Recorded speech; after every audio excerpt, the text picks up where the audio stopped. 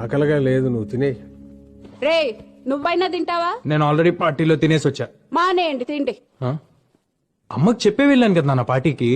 I just don't get her sometimes. రే నీకు ఇష్టమని సాంబార్ రైస్ చేశాను, ఆకలి లేకపోయినా తిను, యాషాలేమాక. అమ్మ నాకు అసలు అర్థం కాదు నాన్న. ఇప్పుడే తిట్టింది, మళ్ళీ ఫుడ్ అంట. మెంటల్. అమ్మలు అంతేరా, వెంటలే మనకు తిండి పెడతారు, మనతోనే తిట్లు తింటారు. ఏమనుకోవాలని వాళ్ళు అంతేరా.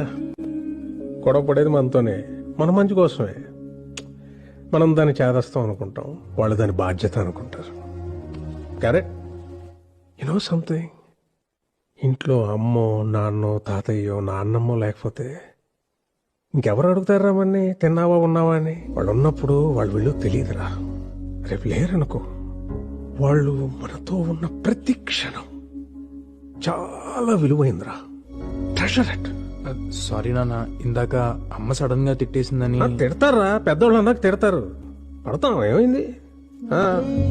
ఈగో ఎందుకు మనకి? అన్నది మనోళ్లేగా, మన కోసమేగా. వాళ్ళు ఉన్నంత వరకేరా.